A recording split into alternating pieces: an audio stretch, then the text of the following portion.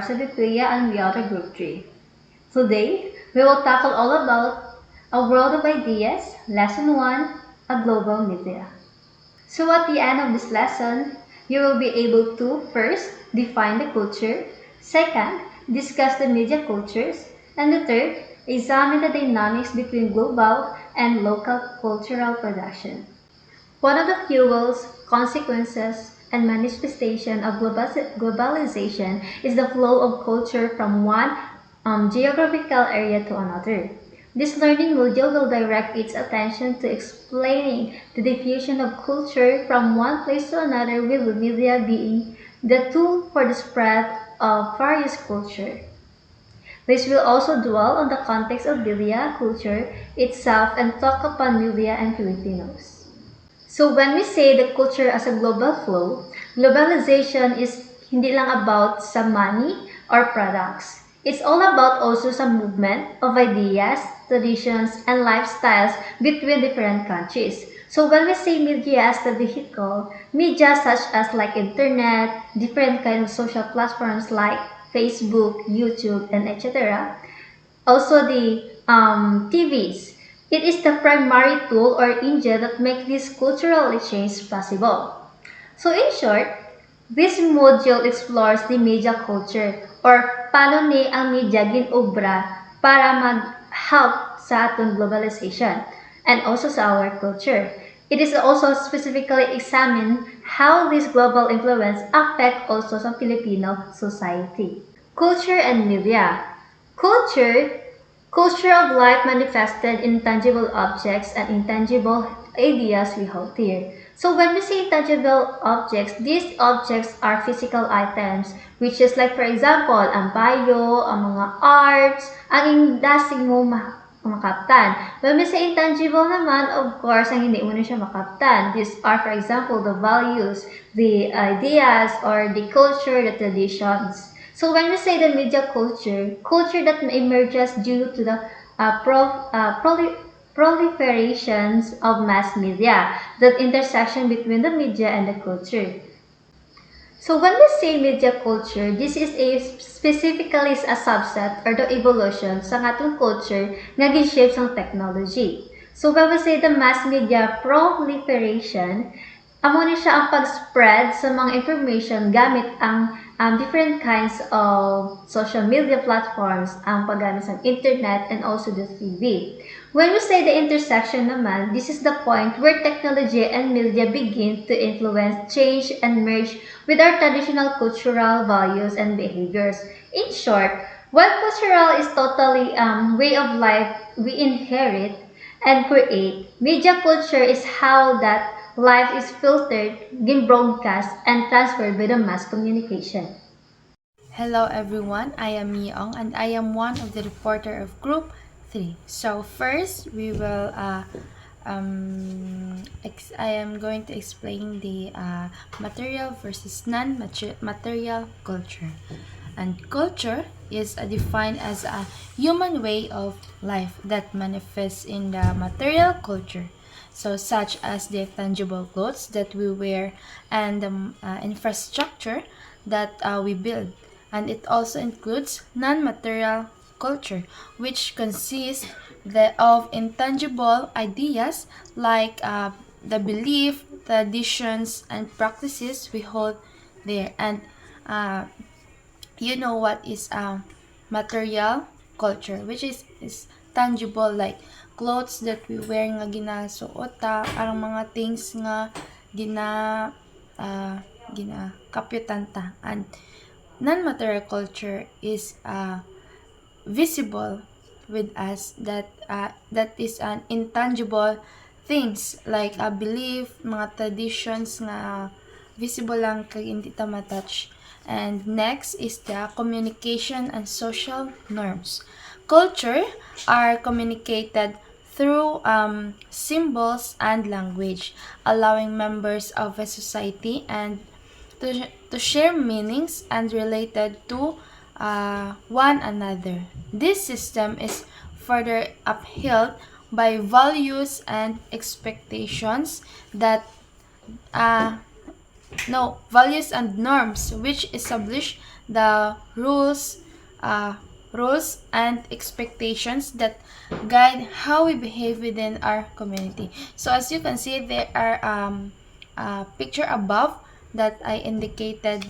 So that is the one of the example of a communication and social norms. And that's thank you. We humans are carriers of cultures. We learn culture from our home and our communities through direct instruction from our parents, through observation and participation in community affairs, or cultural socialization. This paragraph explains that culture is not biological, it is learned. Your primary teachers are your family and immediate community. You learn how to behave, what to value, and how to speak, not just being told or direct instruction, but also by watching others and taking part in local events. This foundational stage is what shape your initial identity. Later on, when we go out and interact with people from other groups, we experience a different culture or culture exchange. One tendency is for us to interpret the other culture using our own frame of mind and negotiate which aspect of this culture align with ours. For some, they adapt to certain values and practices of the new culture or acculturation to a lesser degree such that we may tend to adopt the new culture only. So when you leave your bubble and meet new people, you naturally compare their way of life to your own. Acculturation happens when you start picking up some of their habits or value while still keeping your original culture. So it's negotiation where you decide what parts of the new culture fit with who you already are. When we are in public or accommodation, or in a larger degree such that we begin to resemble the people in the other group or assimilation, the same process tends to be experienced by the other people we come to interact with. Accommodation and assimilation describe the deeper levels of culture change. Accommodation is like a public filter. You act like the new group when you are out with them to fit in, even if you don't do it at home. Assimilation is the final stage where the new culture becomes so dominant that you eventually look and act just like a new group, losing much of your original culture distinction. Importantly, this is a two-way street that the people you meet are often going through the same changes because of you. Bright, brighter, brightest day, everyone. I am Juleah Manlangit, your presenter for today. Now, let's talk about globalization and cultural flows. As a recap, globalization is kinda like the ultimate connector. It's the process of increased interconnectedness among countries, cultures, and economies. Think of it as the world becoming smaller and more accessible place. Globalization brings opportunities like job, cultural diversity, and challenges like job displacement, cultural homogenization. So it is a complex and ongoing process shaping our world. Globalization brings opportunities like job creation, cultural diversity, and even challenges like job displacement and cultural homogenization. So later, we will know about cultural hybridization and cultural differentialism. So globalization is a complex, ongoing process shaping our world. Globalization facilitates sharing of ideas, attitudes, and values across national borders due to increased contact between people and their culture, their ideas, values, way of life as observed in the globalization of lifestyle, knowledge, and technologies. So that is a cultural flow. It is a term often used to refer to the dynamics of culture in the age of globalization. Cultural flow is like the movement of cultural stuff, just like ideas, values, traditions, media, and lifestyle across borders and boundaries. As we all know, last term we talked about metaphors in culture, and one of them is the flows. Cultural flows is how culture interact, influence, and shape others in our globalized world. So for example, K-drama fans in Philippines adapting Korean trends, and also Filipino food like adobo and Jollibee becoming popular abroad. Cultural flows can lead to cultural exchange and diversity, new cultural forms or hybrids, and cultural homogenization, or some worry about losing local identities. Global cultural flows can be viewed in different ways. One way to look at it is to recognize that cultures are inherently and strongly unique from one another and are not significantly affected by input from another culture in the process of globalization. So this is called cultural differentialism. Cultural differentialism, this view suggests that cultures are inherently unique and not significantly affected by other external influences. Another view is to look at global flows as a creative process which yields combination of global and local cultures when external inputs interact with internal inputs, or this is called cultural hybridization. Global hybridization is a perspective that sees global flows as a creative process combining or a fusion of global and local cultures, resulting in new cultural expression. So let's have an example. Cultural differentialism example is preservation of traditional Filipino festivals like Ati-Atihan, Mascara, Sinigayan, and a lot more festivals. So that's an example of cultural differentialism because it is significant and unique without any other external influences. Next, an example of cultural hybridization. So, a fusion of local cuisine with international flavors like Filipino Korean dishes. So, there's a lot na diba sa Pilipinas, may other flavors from other cultures just like Korean foods. So, samgyeopsal, kimchi, etc. with a mix of sweetness sa flavor, which is a Filipino. So, in conclusion, globalization has both preserved and transformed cultures. Understanding cultural flows helps us navigate the complexities of globalization and its impact on our identities. Thank you. Hello everyone, I am Angelica Palma and I'll be the one to discuss the Padora's 5 scale. So Arjuna Padora is a scholar who studied globalization. He explained globalization using the 5 kinds of scape. This scape describes how different things move around the world such as people, media, technology, and money and ideas. They help us understand how countries and culture are connected today. So the first scape is the ethnoscape or the movement of people. It refers to the movement of people across different countries and places. Because of globalization, many people travel, migrate, or work in other countries. For examples are the OFWs or the overseas Filipino workers working in countries like Saudi Arabia, Japan, or the United States. Tourists, another examples are the tourists traveling from one country to another, students studying abroad, and migrants moving to another country for better opportunities. So these movements allows people to share culture, tradition, and experiences with each other around the world. So next is the mediascape or the flow of media and culture. It is refers to the spread of information and culture through media and technology. Media platforms allows people to see and learn about different lifestyle, beliefs, and culture from around the world.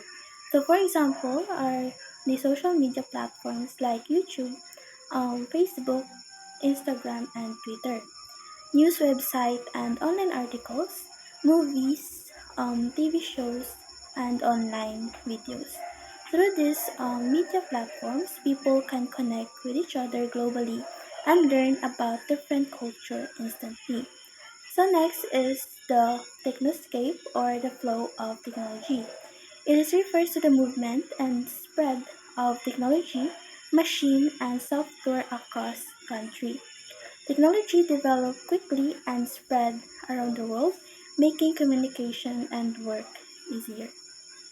So, for example, our new smartphones and computers, software and mobile application, internet technology, and digital tools.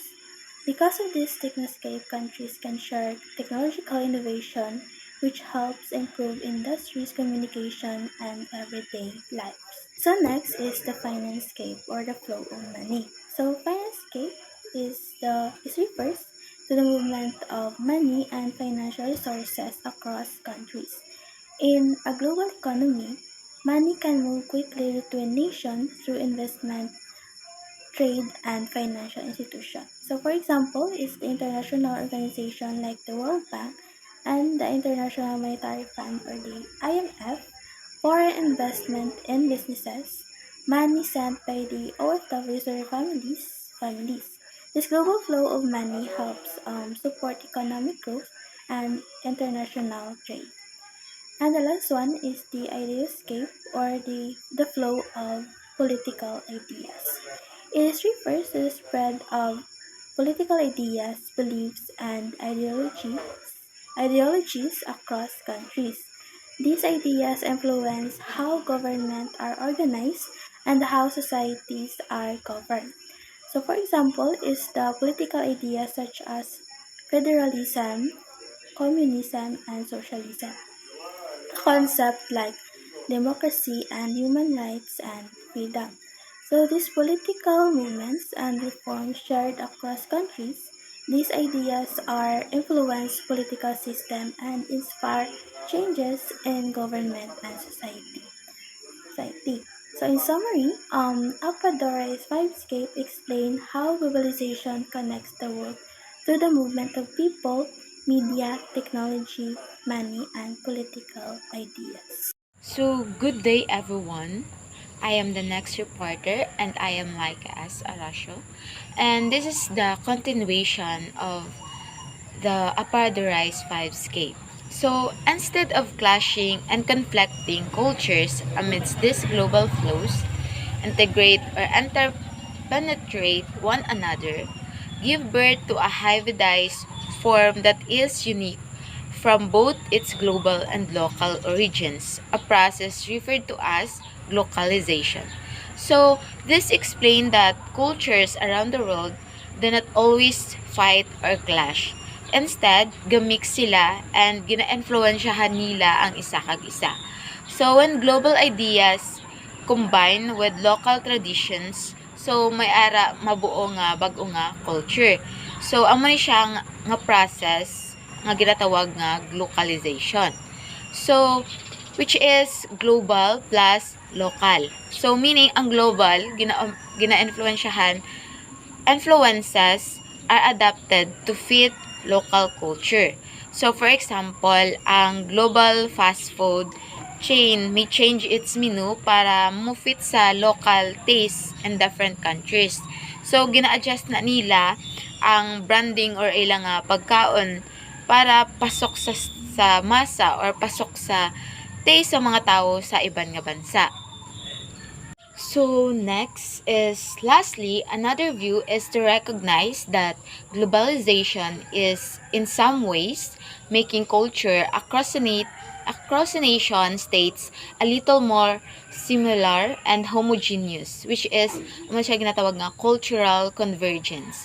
So leading to a more isomorphic or uniform culture. So globalization sometimes makes culture from different countries more similar or alike. No, amo ni siya ginatawag nga cultural convergence. So ang cultural convergence is gatabo lang ni siya if ang mga culture sa mga lain-lain nga bansa ay daw gaparehos sila or gapareho tungod sa globalization. So, naging uniform ang isa culture. So, ang ilang culture because of media, technology, and communication. So, people start sharing similar lifestyle, fashion, music, and values. So, for example, damo nga bansa subong ang galantaw sa same movies. So, ga pamati same pod music and follow fashion trends. So, next is related concept in the process of cultural convergence are what Tomlinson referred to as cultural imperialism. When culture consciously impose themselves on other cultures. So, ang culture imperialism naman is it happens when a powerful culture dominates or influences another culture. So, bali, ang culture sang isa ka bansa is, bali, daw gapangibabaw sa or gapangibaw gid balas sa iban nga mga culture. So, bali gina-dominate niya na ang culture sang iban. So, for example, powerful countries, movies, language, or lifestyles become dominant in other countries. Subong 'di ba uso na 'di ba ang K-drama, C-dramas no damo nagalantaw nga mga tawo even if bisan diin nga bansa nang galantaw sila sa mga Chinese dramas, mga Korean drama kay tungod ga-dominate na no ga-spread na ang culture sang isa ka bansa. Next is deterritorialization. When a culture is not anymore tied to the restriction of the geographical space where it is originated. So, ang deterritorialization is meaning the culture is no longer limited to one place or country. Wala na siya gastay lang sa isa ka lugar or bansa. Kay tungod sa globalization, ga-spread na siya biskan diin tungod sa mga internet, migration, kag media. So, bisan di na naton siya makita or di na naton nga maano ang ilang culture. Ga-spread na sila sa around the world. So, for example, is kita makalantaw na ta mga foreign shows, learn other languages, or follow global trends online tungod with the help of internet and media. So, ma-adapt na naton ang iban nga culture with the help of internet and media. So, in summary, ang globalization is if ang duwa ka culture and ang culture ma-mix, which is ang global and local. Amo na siya ginatawag nga localization. Ang cultural convergence naman, bali ang culture becomes more similar. No? Ma-adapt na sa ibang bansa. No? So, naging uniform na sila. So, next is cultural imperialism. So, ang diri naman niya is if ang powerful culture sang isa ka bansa ga-dominate sa iban nga bansa pod. So, next is ang deterritorialization. So, ano naman niya is, ang culture is ga-spread na siya biskan diin. Bisan around the world na ga-spread na sa kay tungod sa mga technology subong nga ato nang ginagamit. Even if hindi ka makadto sa iban nga bansa, if malantaw mo lang siya, so ma-adapt na natin ang culture sang isa ka bansa. And that's all. Thank you. So, bright morning everyone. My name is Princess Divine Pabiran and I'm gonna tackle about the media and culture. So, further he opened that globalization could have been unimaginable if media is unavailable. Media is instrumental and supportive of various domains of globalization, economic, political, and cultural.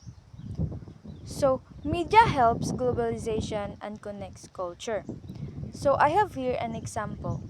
First is digital media. So, people here in the Philippines can watch Korean dramas on Netflix because of media Korean culture like food, language, and fashion. And it becomes popular in other countries. So the second is electronic media. International news channel like CNN broadcast world events. People from different countries learn about global politics and culture through television. So the third one is social media example. So through TikTok, dance trends from one country quickly spread worldwide. So this shows how media supports cultural globalization. So the last one is printing press. Newspapers share national and international news, so helping people understand economic and political issues around the world.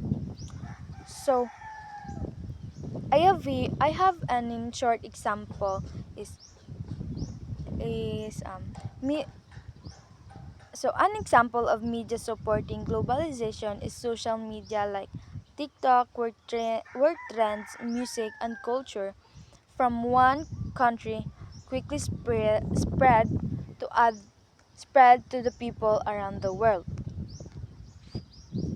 So, Lully 2014 contended that unlike globalization, which is quite complex to define, the media is quite straightforward, immense of convening something channel of communication.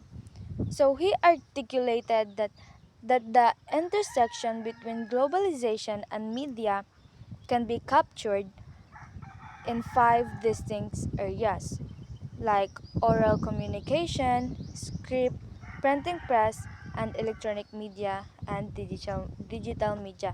Like what I said before, like what I said that those example can help global can help cultural globalization. Media Culture by Nick Stevenson, 2002.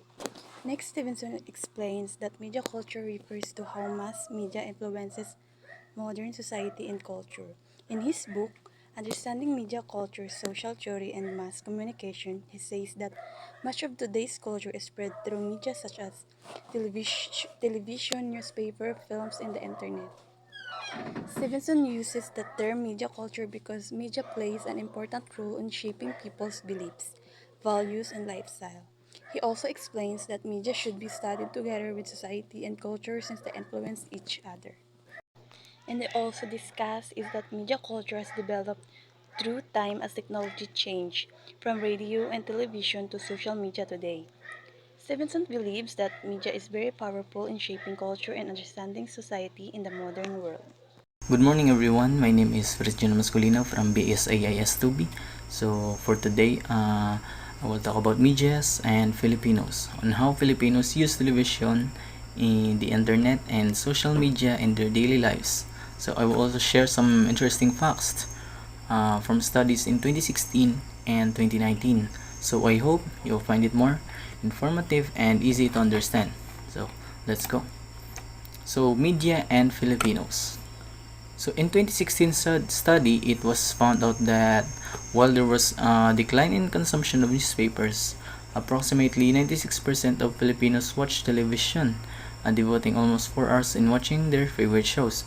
So the same survey observed an increasing consumption of digital media due to internet accessibility. So ang Filipinos are heavy consumers sang paggamit sang media sang 2016.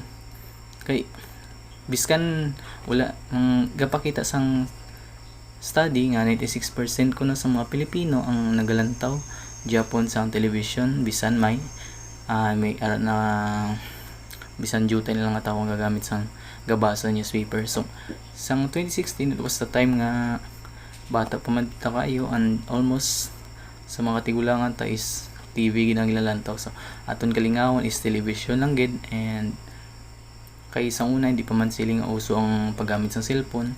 Kung makagamit ka cellphone, ara na sa mga adult or sa mga lagko na tao. Kay biskamay pa man to. So, muna. And next, let's move on in 2019 study. So in a 2019 study, it was revealed that Filipinos are among the top users of social media in the world. So it shows that Filipinos spend more than 10 hours online every day. So which is much higher than the global average of 6 hours and 42 minutes. A large portion of this time is spent using social media platforms, browsing the internet, and communicating online. So sa 2019 study, nakita nga ang mga Pilipino mas pinaka damo nga mag-access ang internet. Kay sa 2019 amo na sa ang time ang laol ng COVID-19 na, so wala naman, hindi na pwede kagwa. Uso na ang mga online shopping or on delivery, mga pagka kay most of Filipinos wala naman gilingaw. Gagamit sa internet for school purposes, gagamit sila social media para maka-connect sa ilang mga parents abroad and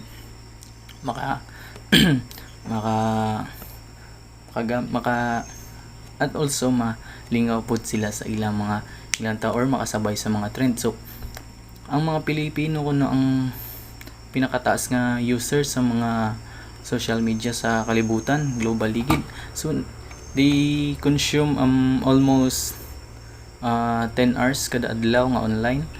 So mas taas kumpara sa global average nga 6 hours lang kag 42 minutes.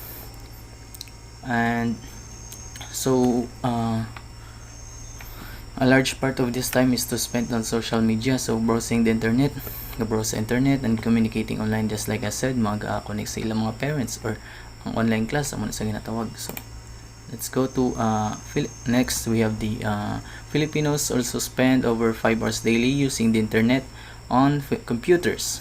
So besides sa internet or sa cellphone, mayroon kay Filipinos lang gagamit sa computers, laptops or any digital platforms maka-access lang sa internet. So compare mo sa world average nga 3 hours lang ang ila paggamit sa computer, ang Pilipino is halos kada adlaw guro or even 24 hours pa, depende sa gapulaw. And I guess that's it. Thank you and good day everyone. So today I'm going to discuss Filipino movie culture. Filipinos love watching movies as entertainment and cultural expression. Filipinos enjoy movies because they are entertaining and they show stories, values, and experiences that relate to Filipino culture. So first is economic pressures. Making movies is expensive and some filmmakers struggle because of limited budget and competition in the industry. Second is lack of cultural policy on content quotas. There are not enough rules requiring cinemas to show Filipino films, so foreign movies sometimes dominate theaters. Rise of digital media platforms. Many people now watch movies online or on streaming platforms instead of going to cinemas. Movie piracy. Piracy is the illegal copying or sharing of movies, which causes financial losses for filmmakers. Key point.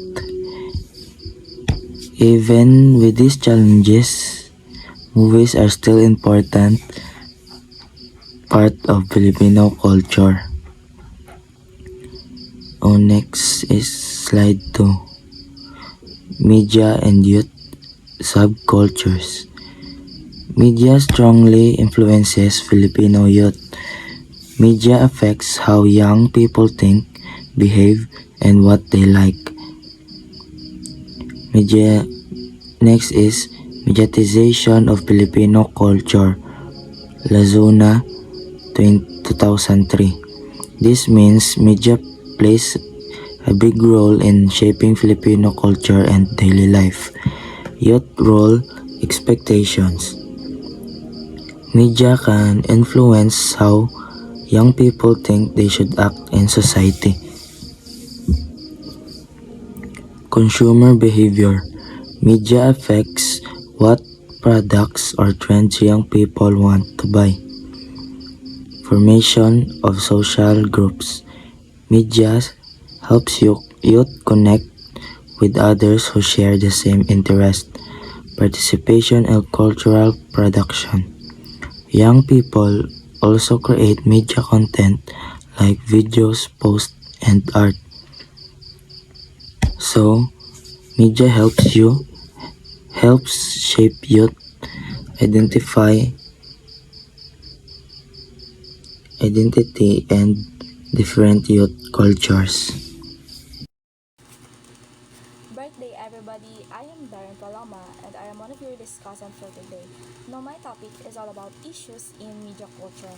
Now when we say issues in media culture, a lot of people would think na wala na ga-exist because we are now in digital era, but that is wrong because there are four major parts in issues of media culture, but I am going to focus on the first two, which is the access and the production and consumption.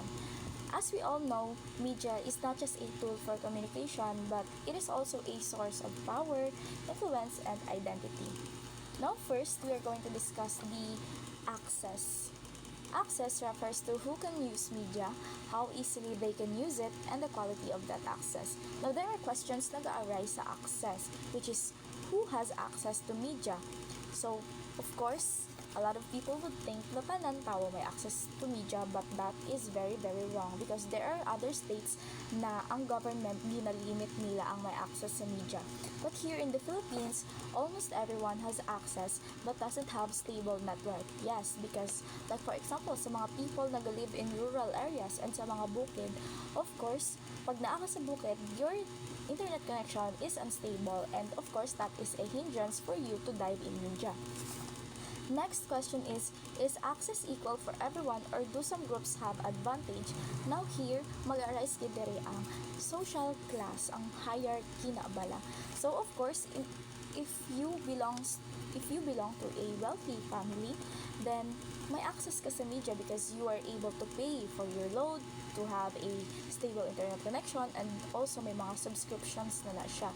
But if you belong to a poor family, of course, there are limitations because first, base wala ka load or wala ka phone, wala ka TV, wala ka radio. So of course, access to media is unequal and there are certain people na may mga advantage din, especially those wealthy people. And the last question that arises is what barriers exist? Of course, there are a lot of category of barriers, but we're just focusing on the three, which is the economic, geographic, and technological. Now, in economic, pwede natin na siya ma-example ang North Korea because ang North Korea, ang ila economy is like limited and of course, ang mga people dito like ginalimit po nila ang pag-use sa ila media. Next is the geographic. Of course, given na ang geographic because like what I've said earlier, if you live in a rural area, if you live in mga bukid, then of course the internet connection would be unstable. And lastly is the technological. So dire naman, other people have TV, mga radio, mga cellphones, but mga gabaon bitaw. So of course, technological barrier does exist and may ara pod iba na wala gid sila miskin radio wala gid. And in conclusion, access is not just about having a phone or internet, but it's about digital inclusion. If access is unequal, then opportunities and education and information and participation in society is also unequal. Next, let's proceed to the number 2 major part of issue in media, which is the production and consumption. Now, in short definition, it refers to how people use media, what content they consume, and how it shapes their identity and culture. Now, of course, there are also questions na mag-arise dire. The first is, what media contents are available for people to consume? So, of course, what media contents ang available for people to consume? When we say media contents, wide na siya katama because there are for entertainments, mga drama, mga reels, mga educational, mga geographical, damo-damo ng media contents ang pwede malantaw, pwede ma-access sa mga tao. Next is who decides and what gets produced and shown. Now, of course, dire who decides. Number one dira nga answer is ang mga ga-create of the media itself. For example, ang influencer, ang gina-decide nilang ipakita is ang mga nami, di ba? Ang mga nami, like gina-filter niya. And also, may ibang na government. For example, ang mga information na ginapagwa sa media, ang mga nami lang. Kung there are some information na not for private, na bitaw na hindi siya allow for public. And last question is, how does consumption affect people's values, beliefs, and lifestyle? You know, if ang identity ga-connect sa media, then may quote nag-arise, which is ang you are what you consume. Because if you watch educational videos, you gain knowledge. If you mostly consume entertainment, it shapes your humor, interest, and even worldview. Now, consumption also influences trends and sadly standards.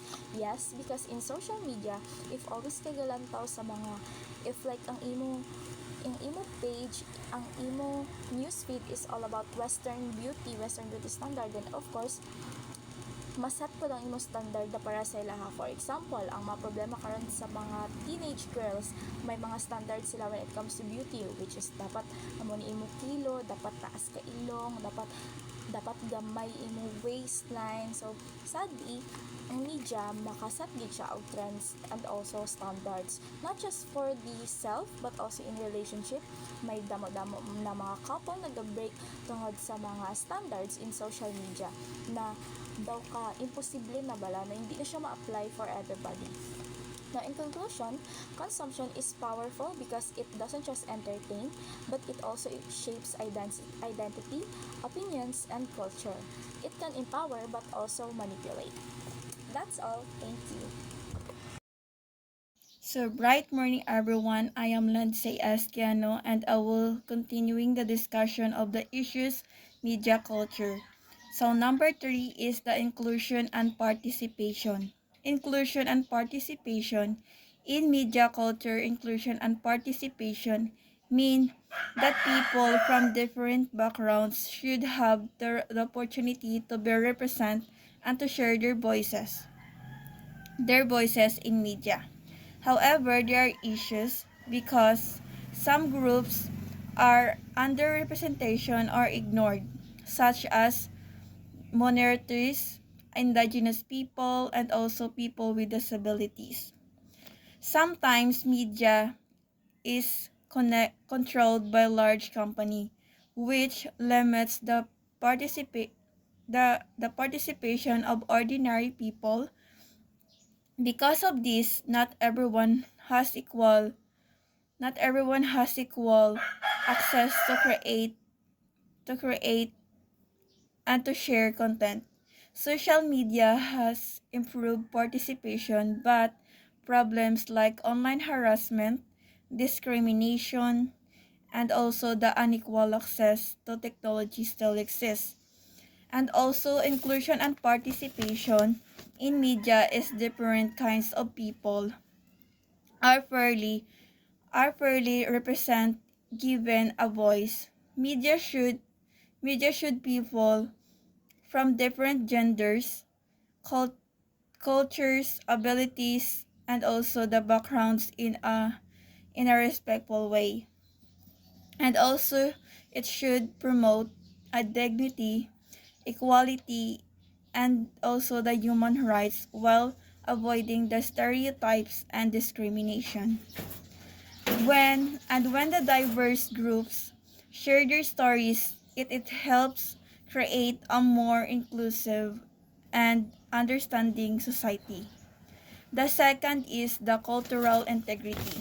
Cultural integrity is refers to respecting and preserving values, traditions, and identity of different cultures in media.